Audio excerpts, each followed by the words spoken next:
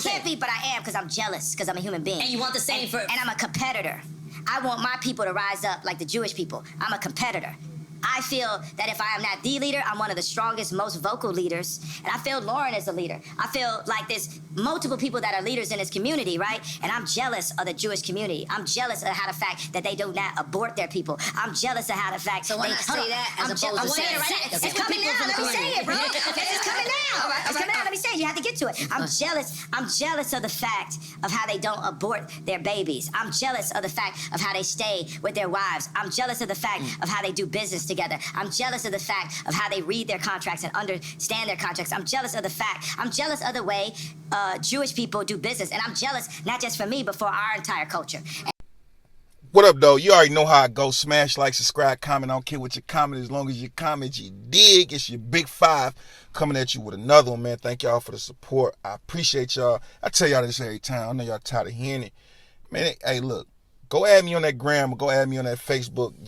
When you want to message me directly. I know some people want to send me their numbers and things like that. You don't want to do it over YouTube. Hit me up at those two places. I don't care which one. I reply to all messages. I follow everybody back. I add everybody back. It is what it is. You dig? Shout out to my brother Kanye, man. Yes, I'm supporting Kanye. Not fully, but I'm supporting him enough to say I'm giving him my support. So let's talk about this.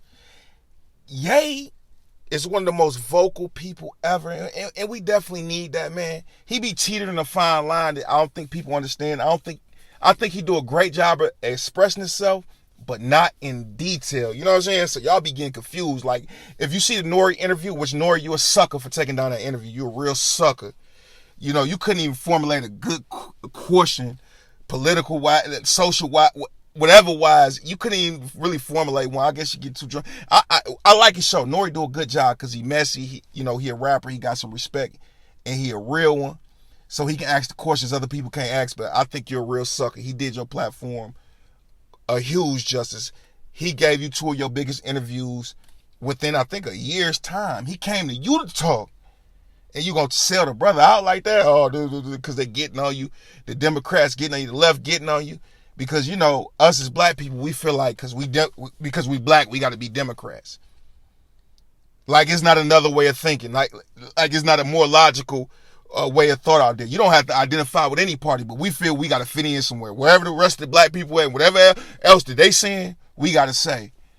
But if you think about it, outside of blacks and Latinos, do they really categorize everybody else as minorities with us? Do they talk about anybody else like us? Because they ain't complaining. They get money. The Arabs, they get money, they so on and so forth. But anyway, the point of this video was, man, Ye said something. He like Kevin Gates. Kevin Gates is the guy that came out and said, hey, I eat the groceries. Y'all know what I mean. I eat the groceries.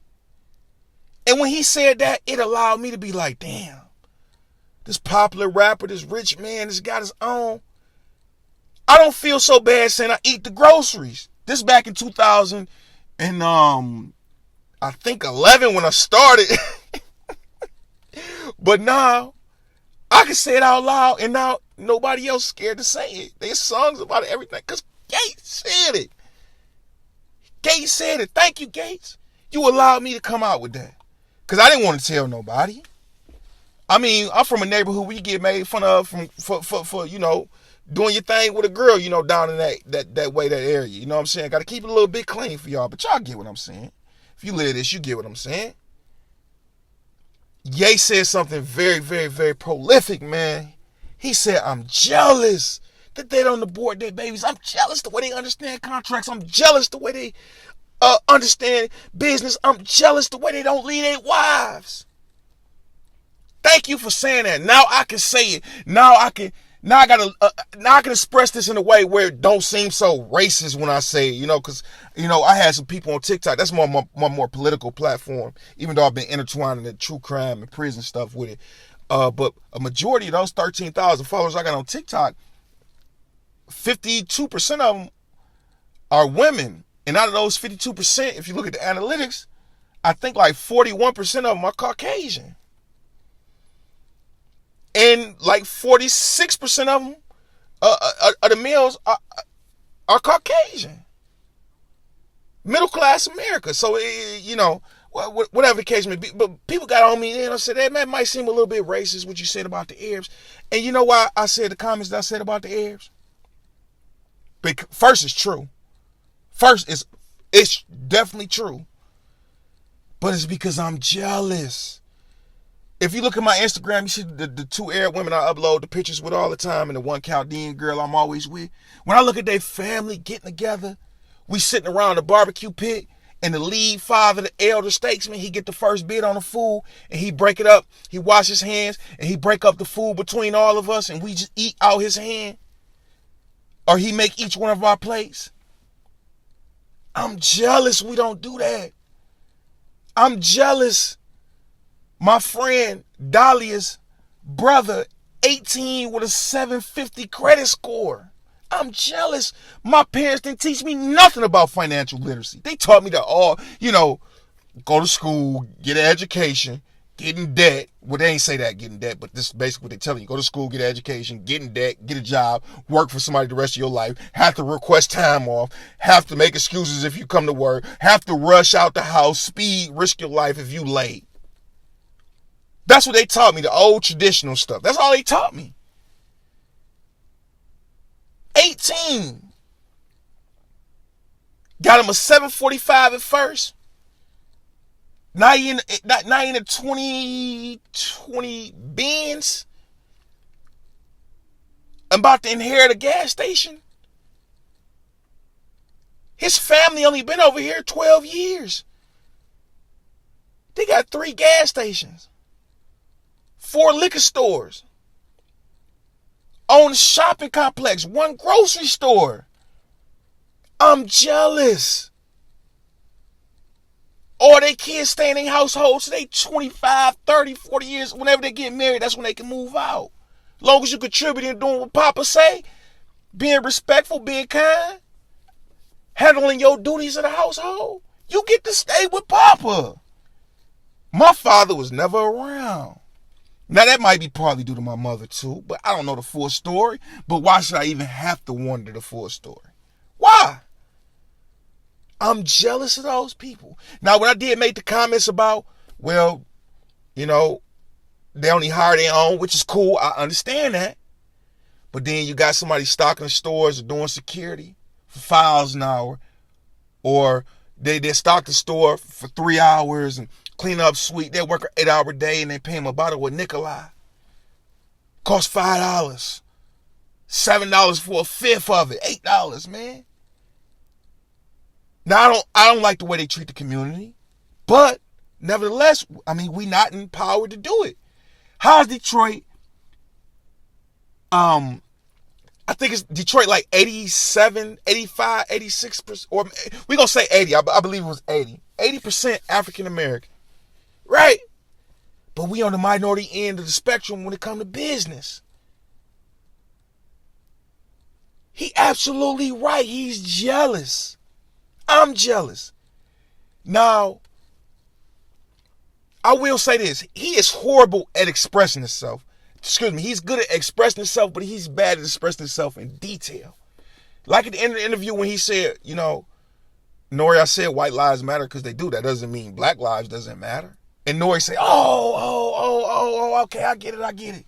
He could have said that from the beginning. I knew what he meant by that. And then, also, too, when his father said it's obvious white lives matter, he was being sarcastic. I think they didn't get the details about it. His father was a Black Panther, Huey P. Newton, all that. Yeah. He meant, obviously, we know white lives matter. It's in question, does black lives matter all the time? It's being sarcastic. Duh. We know white lives matter. But can we get the validation, the validity behind black lives matter? Can we get that? That's what I'm asking. Can we get that?